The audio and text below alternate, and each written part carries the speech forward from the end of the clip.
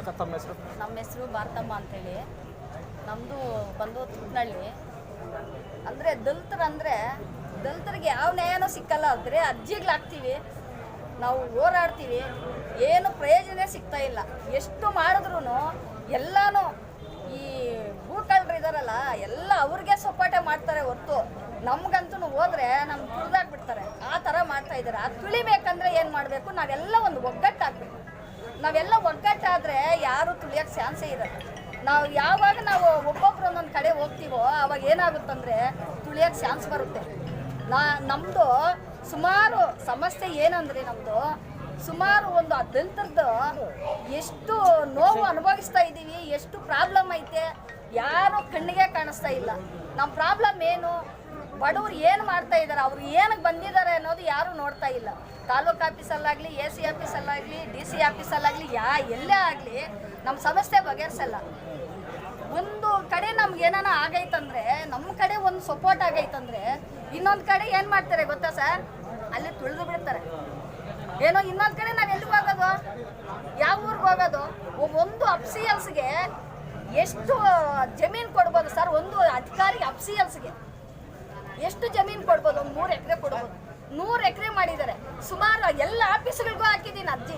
ಈ ಥರ ಐತೆ, ನಮ್ಗೇನೋ ಒಂದು ಇದು ಮಾಡಿಕೊಡಿ.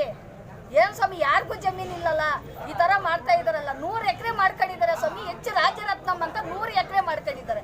ಅಂದರೆ ಇಷ್ಟು ಅರ್ಜಿಗಳು ಹಾಕಿದ್ದೀನಿ, DC ಕೋರ್ಟ್ಗೆ ಹಾಕಿದ್ದೀನಿ, ತಹಸೀಲ್ದಾರ್ ಆಫೀಸ್ಗೆ ಹಾಕಿದ್ದೀನಿ, ಲೋಕಾಯುಕ್ತಿಗೆ ಹಾಕಿದ್ದೀನಿ, ಎಲ್ಲ ಹಾಕಿದ್ದೀವಿ.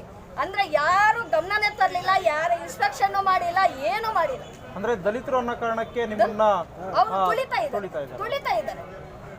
ತುಳಿದು ಬಿಟ್ಟು ಏನು ಮಾಡ್ತಾ ಇದ್ದಾರೆ ಗೊತ್ತಾ?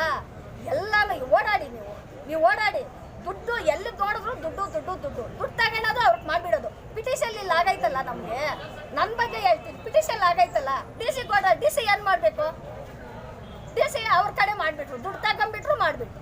ನಾವೆಲ್ಲಿ ಹೋಗ್ಬೇಕು? ಹೈಕೋರ್ಟ್ಗೆ ಹೋಗ್ಬೇಕು. ಇನ್ನು ಹೈಕೋರ್ಟ್ಗೆ ಹೋಗುವಂತ ನಮ್ಮ ಶಕ್ತಿ ಐತೆ ಹೋಗ್ಲಿ.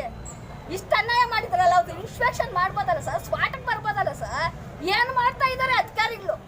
DC ಆಗಲಿ, AC ಆಗಲಿ, ತಹಸೀಲ್ದಾರ್ ಆಗಲಿ ಏನು ಮಾಡ್ತಾ ಇದ್ದಾರೆ ಸರ್? ಇಷ್ಟು ಒಂದು ಹೆಣ್ಣಿಗೆ ಇಷ್ಟು ಅವಮಾನ ಮಾಡ್ತಾ ಇದ್ದಾರಲ್ಲ. ಏನು ಏನು ಏನು ಏನು ಸರ್, ಎಷ್ಟು ಬಾಧೆ. ಅಲ್ಲಿ ಓಡಾಡಂಗಿಲ್ಲಲ್ಲ ನಾವು. ಎಲ್ಲಿ ನೋಡಿದ್ರು ತಿವಿತೀವಿ, ಹೊಡಿತೀವಿ ಅಂತ ಹೇಳ್ತಾರಲ್ಲ. ಕೊಲೆ ಬೆದರಿಕೆ ಆಗ್ತಾ ಇದ್ದಾರೆ. ಎಷ್ಟು ಸರ್, ನಾವು ಕಳ್ತನದಾಗ ಓಡಾಡಬೇಕು, ಆ ಥರ ಪ್ರಾಬ್ಲಮ್ ಮಾಡ್ತಾ ಇದ್ದಾರಲ್ಲ. ಯಾರು ಅಧಿಕಾರಿಗಳ ಕಣ್ಣು ಕಾಣಿಸಲ್ವಾ ಸರ್? ಹೋಗ್ಲಿ, ಕಣ್ಣಿಗೆ ಕಾಣಿಸಲ್ವಾ? ಹೋಗ್ಲಿ. ನಾವು ದಲಿತರಂದ್ರೆ ಏನು ಅಂದ್ಕೊಂಡಿದ್ದಾರೆ? ಹೋಗ್ಲಿ, ಯಾರೇ ಆಗಲಿ ಅವ್ರ ಬಗ್ಗೆ ಏನೇ ಮಾಡಿಲ್ಲ. 100 ಎಕರೆ ಆಗೈತೆ, 100 ಎಕರೆ. ಇವಾಗೂ ಬರ್ರಿ, ನಾನೇ ಸ್ಪಾಟಲ್ಲಿ ಹೆಚ್ಚು ರಾಜರತ್ನಂ ಅಂತೇಳಿ ನಾನೇ ಫೋಟೋಗಳು ಕೊಡ್ತೀನಿ, ಸಾಕ್ಷಿ ನಾನೇ ತೋರಿಸ್ತೀನಿ ಜಾಗ.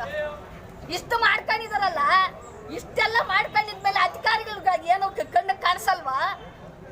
ಕಾಣಿಸಲ್ವಾ ಸರ್? ಅಧಿಕಾರಿಗಳ ಕಣ್ಣುಗಳಿಗೆ ಏನು ಹಾಕಿದ್ದಾರೆ? ಅವ್ರ ಅರ್ಜಿಗೆ ಫಾಲೋ ಅಪ್ ಮಾಡೋದು ಬೇಡವಾ?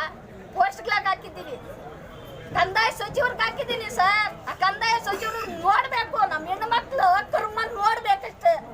ಅದು ನಾನು ಬಯಸ್ತಾ ಇದ್ದೀನಿ. ಕಂದಾಯ ಸಚಿವ್ರಿಗೆ ಮುಟ್ಟಬೇಕು, ನಮ್ಮ ಹೆಣ್ಣು ಮಕ್ಕಳು ಬಾಧೆ ಏನು ಅನ್ನೋದು ಮುಟ್ಟಬೇಕು ಸರ್.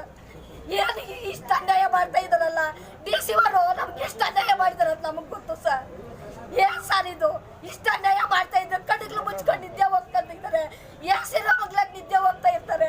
ನಮಗೋಗಿ ಬಿಸಿಲಲ್ಲಿ ಓಡಾಡ್ಸಕ್ ಬಿಟ್ಟಿದ್ದಾರೆ. 4 ತಿಂಗಳಾಗದ. ಇವತ್ತಿಗೂ ನಮ್ಗೆ ಒಂದು ಡಾಕ್ಯುಮೆಂಟ್ ಸಿಕ್ಲಿಸಲ್ಲ. ಎಲ್ಲಿವರೆಗೂ ಹೋರಾಟ?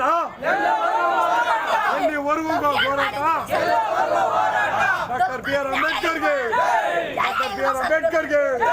ಹೇಳಿ ಸರ್, ಹೋಗ್ಲಿ. ಒಂದು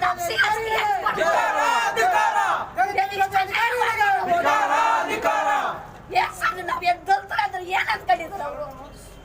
ನಮ್ಮ ಮನುಷ್ಯರಲ್ವಾ? ಅವ್ರ ರಕ್ತ ನಮ್ದು ಅಲ್ವಾ ರಕ್ತ?